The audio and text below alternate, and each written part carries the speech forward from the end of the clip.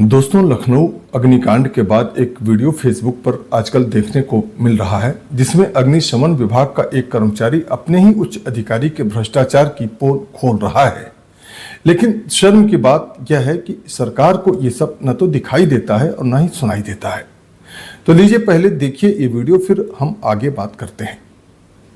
मैं कहना चाहता हूं, हमारे उत्तर प्रदेश अग्निशमन सेवा में 11 लाख रुपए की बुलेट आई है, फायर सर्विस की बुलेट आई है और उसकी कीमत मात्र 3 लाख रुपए है। बुलेट में, एक फायर सर्विस की बुलेट में 8 लाख रुपए का घोटाला किया गया है DG fire service Avinash Chandra ji के द्वारा। तो आपने देखा कि किस तरह सरकारी विभागों में खुलेआम भ्रष्टाचार का नंगा खेल हो रहा है और अब तो इस भ्रष्टाचार की आग में हमारे मासूम बच्चे भी जलकर मरने लगे हैं।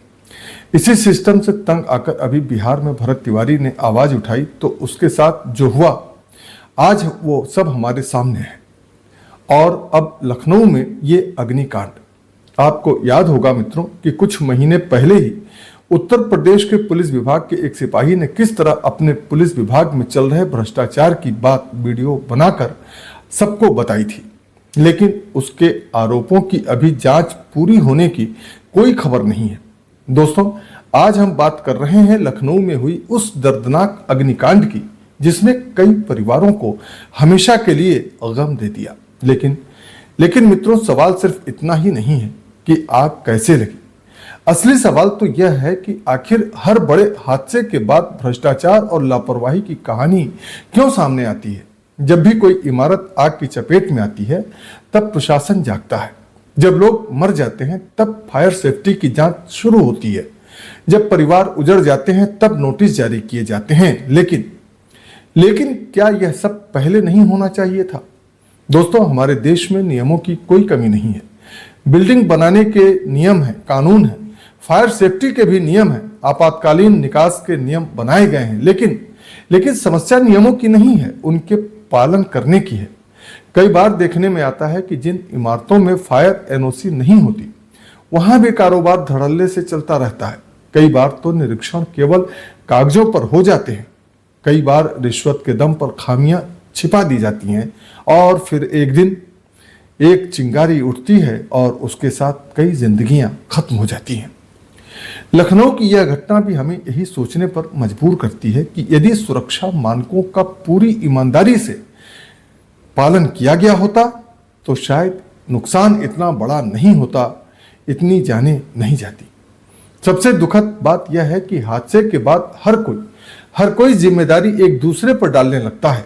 बिल्डिंग मालिक कहते हैं कि हमने नियमों का पालन किया, अधिकारी कहते हैं कि जांच होगी, नेता कहते हैं कि दोषियों को बख्शा नहीं जाएगा। लेकिन मित्रों, जनता पूछती है कि जब खतरा मौजूद था तब कार्रवाई क्यों नहीं हुई? भ्रष्टाचार केवल पैसे के लेन देन का ही नाम नहीं है, बल्कि भ्रष्टाचार वह भी है जब कोई अधिकारी अपनी जिम्मेदारी पूरी नहीं करता। भ्रष्टाचार वह भी है जब सुरक्षा मानकों को नजरअंदाज कर दिया जाता है। भ्रष्टाचार वह भी है जब किसी की जान से ज्यादा महत्व फाइलों और औपचारिकताओं को दिया जाता है।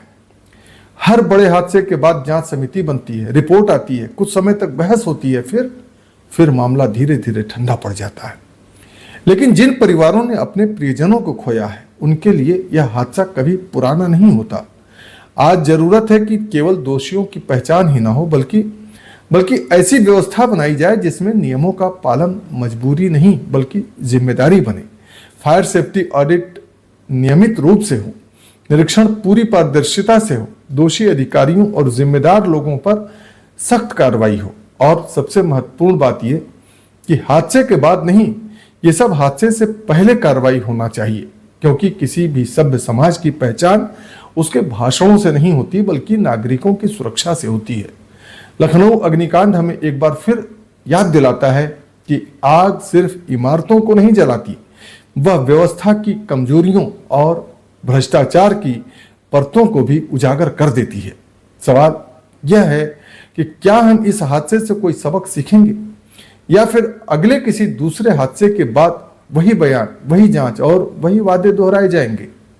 मित्रों, इस विषय पर आप सोचिएगा जरूर।